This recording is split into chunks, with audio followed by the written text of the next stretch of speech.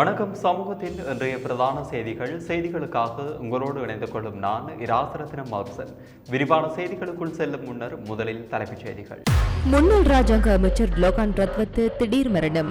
வடக்கு கிழக்கில் கதவடைப்பு நடத்துவது பயனற்ற செயல், பாதுகாப்பு அமைச்சர் தெரிவிப்பு. ஈஸ்டர் தாக்குதலின் மூலதன உதவியாளர் தொடர்பில் சிஐடியில் பகிரங்கப்படுத்திய விமல் வீரவன்ச.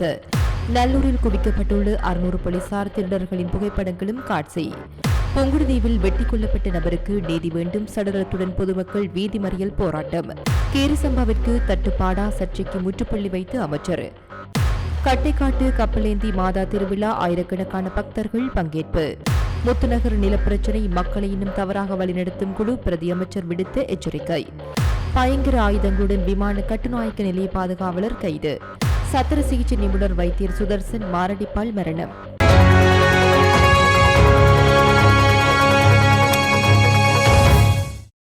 உடல்நலக் குறைவால் பாதிக்கப்பட்டு வைத்தியசாலையில் சிகிச்சை பெற்று வந்த முன்னாள் ராஜாங்க அமைச்சர் லோகான் ரத்வத் இன்று தனது 57வது வயதில் உயிரிழந்துள்ளார். இவர் முன்கூட்டியே திட்டமிடப்பட்டு அறுவை சிகிச்சைக்காக கொழும்பில் உள்ள ஒரு தனியார் வைத்தியசாலையில் சிகிச்சை பெற்று வந்த நிலையில் இன்று உயிரிழந்துள்ளார். அவரது மறைவிற்கு அரசியல் பிரமுகர்கள் உட்பட பலரும் இரங்கல் தெரிவித்து வருகின்றனர். பிரதான அனுசரணை வழங்குவோர் விடி கேஷ் அண்ட் கேரி மற்றும் விடி சூப்பர் ஸ்டோரின் ஓன் பிராண்டான கல்யாணி அன்னபூரணி பிராண்டின் சகலவிதமான பொருட்கள் மற்றும் இலங்கை இந்திய காய்கறிகள், பழ வகைகள், சிறு தானியங்கள், எண்ணெய் வகைகள், பூஜை பொருட்கள், அன்றாட வாழ்விற்கு தேவையான அனைத்து விதமான பொருட்களையும் ஒரே இடத்தில் பெற்றுக்கொள்ள இன்றைய நாடுங்கள் விடி கேஷ் அண்ட் கேரி மற்றும் விடி சூப்பர் ஸ்டோர், பாரிஸ் லாச்சப்போ. முல்லைத்தீவு முத்தையன்கட்டு சம்பவம் தொடர்பில் வடக்கு மற்றும் கிழக்கு மாகாணங்களில் கதவடைப்பு நடத்துவது பயனற்ற செயல் என பொது பாதுகாப்பு அமைச்சர் ஆனந்த விஜயபால தெரிவித்துள்ளார். இது தொடர்பில் அவர் மேலும் கருத்து தெரிவிக்கையில், அந்த சம்பவத்துடன் தொடர்புடைய தனிநபர்கள் கைது செய்யப்பட்டு விசாரணைக்கு உட்படுத்தப்பட்டுள்ளனர். நாங்கள் நீதிமன்ற உத்தரவின் அடிப்படையிலேயே அடுத்த கட்ட நடவடிக்கையை எடுப்போம். கருத்தல் போராட்டத்தில் ஈடுபடுவது அர்த்தமற்றது என அவர் தெரிவித்துள்ளார். ஏனைய மாகாணங்களிலும் இவ்வாறான சம்பவங்கள் இடம்பெற்றுள்ளன. ஆனால் அதற்காக அங்கே எவரும் கர்த்தாலில் ஈடுபடவில்லை. நாங்கள் இந்த சம்பவத்தினை இன மத அடிப்படையில் பார்க்கக்கூடாது. குற்றங்கள் இடம்பெற்றால் போலீசார் அதற்கு காரணமானவர்களுக்கு எதிராக அவர்களின் பின்னணியை கருத்தில் கொள்ளாமல் நடவடிக்கை எடுப்பார்கள். கடந்த சில மாதங்களாக நாங்கள் இதனையே செய்கின்றோம் என்பதை நிரூபித்துள்ளோம் என அமைச்சர் தெரிவித்துள்ளார். இலங்கை தமிழரசு கட்சியால் எதிர்வரும் திங்கட்கிழமை அழைப்பு விடுக்கப்பட்டுள்ள ஹர்த்தாலுக்கு ஆதரவு வழங்க முடியாதென வவுனியா வர்த்தகர் சங்கத்தின் நிர்வாக சபை தீர்மானித்துள்ளதாக அதன் தலைவர் கே கிருஷ்ணமூர்த்தி தெரிவித்துள்ளார். வடகிழக்கில் அதிகரித்துள்ள ராணுவ பிரசன்னம் மற்றும் முல்லைத்தீவு முத்தியன்கட்டில் இடம்பெற்ற சம்பவங்களுக்கு எதிர்ப்பு தெரிவித்து வடகிழக்கு தழுவிய ரீதியில் எதிர்வரும் திங்கட்கிழமை கருத்தால் ஒன்றை மேற்கொள்வதற்கு இலங்கை தமிழரசு கட்சியின் செயலாளர் எம்.ஏ. சுமந்திரனால் அழைப்பு விடுக்கப்பட்டிருந்தது. இந்த நிலையில் இது தொடர்பாக ஆராய்வதற்காக வவுனியா வர்த்தக சங்கத்தின் நிர்வாக சபை இன்று கூடியது. இதன்போது அநேகமான நிர்வாக சபை உறுப்பினர்கள் அன்றைய தினம் வியாபார நிலையங்களை திறக்க வேண்டும் என்ற கோரிக்கையை முன்வைத்துள்ளனர். இதனையடுத்து எதிர்வரும் திங்கட்கிழமை வியாபார செயற்பாடுகள் வழமை போன்று நடைபெறும் என்றும் வவுனியா வர்த்தக சங்கம் கர்த்தாலுக்கு ஆதரவு வழங்கவில்லை என்ற தீர்மானத்தை எடுத்துள்ளதாக அதன் தலைவர் கிருஷ்ணமூர்த்தி தெரிவித்துள்ளார்.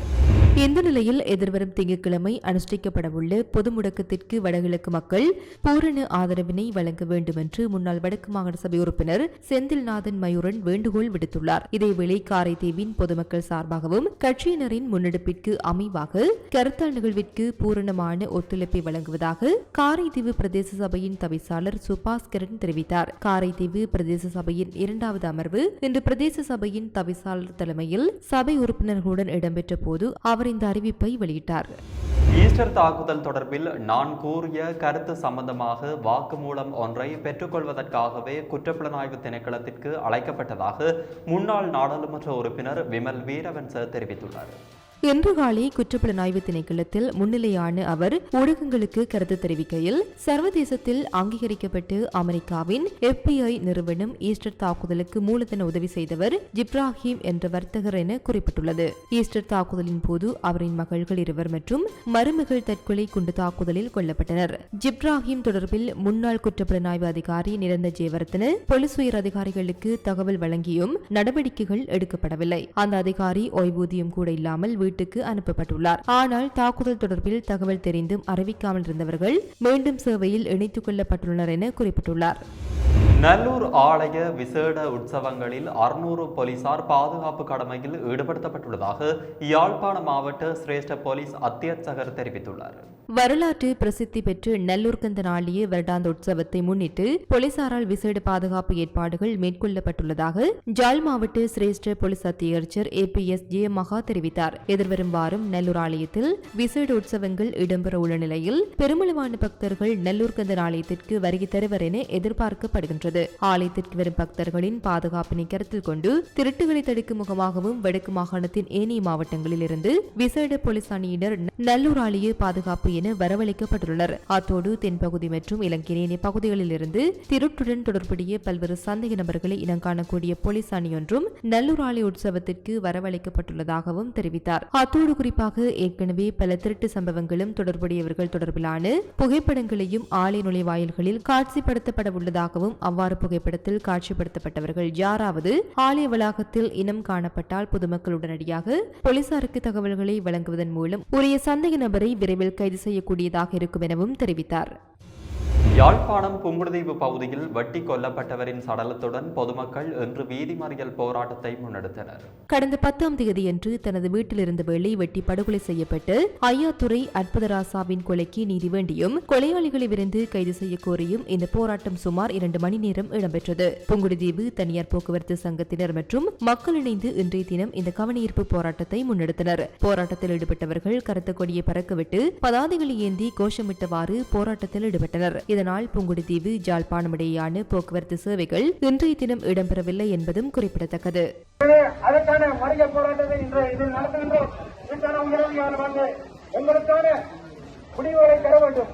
அவர்களுடைய முடிவிலே எங்களுக்கான முடிவுகளும் எங்களுடைய பாதுகாப்பும் இருக்கின்றது கூறிக்கொண்டு தொடர்ந்து இந்த நாட்டில் கீரி சம்பா அரிசிக்கு செயற்கையாக பற்றாக்குறையை ஏற்படுத்த சிலர் முற்படுவதாக வர்த்தக வாணிப அமைச்சர் வசந்த சமரசிங்க தெரிவித்துள்ளார்.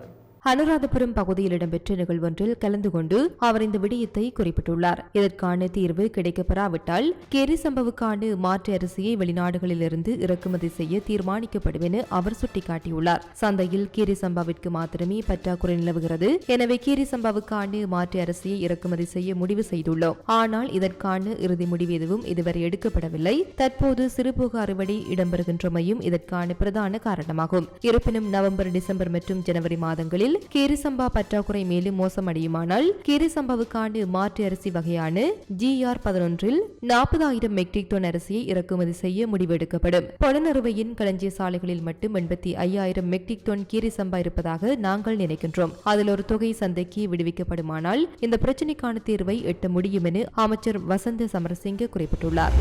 கட்டைக்காட்டு புனித கப்பலேந்தி மாதாவின் மாபெரும் திருவிழாவான ஆவணி மாத திருவிழா இன்று ஆயிரக்கணக்கான பக்தர்கள் பங்கேற்புடன் மிகவும் சிறப்பாக இடம்பெற்றது.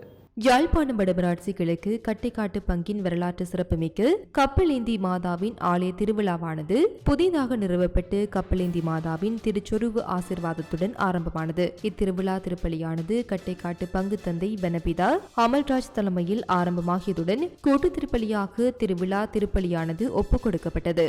திருவிழா திருப்பலியை தொடர்ந்து புனித கப்பலேந்தி மாதாவின் திருச்சொருப்பு பவனியும் அதனைத் தொடர்ந்து கப்பலேந்தி மாதாவின் ஆசிர்வாதமும் பக்தர்களுக்கு வழங்கப்பட்டது. திருவிழா திருப்பலியின் அருட்தந்தையர்கள், அருட் சகோதரர்கள், அருட் சகோதரிகள் மற்றும் இலங்கை முழுவதும் இருந்து ஆயிரக்கணக்கான பக்தர்கள் என பலரும் கலந்து கொண்டிருந்தனர். இம்மாதம் 1ஆம் தேதி ஆரம்பமான கொடியேற்றத்தை தொடர்ந்து 6ஆம் தேதி நவநாள் திருப்பலிகள் இடம்பெற்று நேற்றைய தினம் நற்கருணை திருவிழா திருப்பலியானது அருட்தந்தை அமல்ராஜ் தலைமையில் அருட்தந்தை அண்டனி பெர்னாண்டோ அடிகளாரால் ஒப்புக் கொடுக்கப்பட்டமை குறிப்பிடத்தக்கது. இந்தியாவின் 79வது சுதந்திர தின நிகழ்வுகள் இன்று காலை யாழ்ப்பாணத்தில் உள்ள இந்திய துணை தூதரகத்தில் இடம்பெற்றது. இதன்போது யாழ்ப்பாணத்திற்கான இந்திய துணை தூதுவர் சாய் முரளி அணிவகுப்பு மரியாதையுடன் அழைத்து வரப்பட்டு இந்திய தேசிய கொடியை ஏற்றி வைத்தார். தொடர்ந்து இந்திய ஜனாதிபதியின் உரையை துணை தூதுவர் சாய் முரளி வாசித்தார். இந்த நிகழ்வில் துணை தூதரக அதிகாரிகள், பணியாளர்கள் மற்றும் பொதுமக்கள் என பலரும் கலந்து கொண்டிருந்தமை குறிப்பிடத்தக்கது. 2025-2026 கல்வியாண்டிற்கான முதுகலை மற்றும் முனைவர் பட்டங்களுக்காக 30 இலங்கை மாணவர்களுக்கு சீன அரசாங்கம் முழுமையான புலமை பரிசில் உதவித்தொகையை வழங்கியுள்ளது. கொழும்பில் உள்ள சீன தூதரகத்தில் உதவித்தொகைகளை கையளிக்கும் அதிகாரப்பூர்வ விழாவில் கலந்து கொண்டு உரையாற்றும் போதே கல்வி மற்றும் உயர்கல்வி பிரதி அமைச்சர் மதுரா செனவிரத்ன தெரிவித்தார். 2025 ஆண்டு நிலவரப்படி 165க்கும் மேற்பட்ட மாணவர்கள் இந்த புலமை பரிசில் திட்டத்தின் மூலம் பயனடைந்துள்ளனர். பொறியியல் தொழில்நுட்பம், மருத்துவம், விவசாயம், கல்வி முகாமைத்துவம் மற்றும் கலை ஆகிய துறைகளுக்காக இந்த புலமை பரிசில் வழங்கப்படுவதாக கல்வி அமைச்சு குறிப்பிட்டுள்ளது.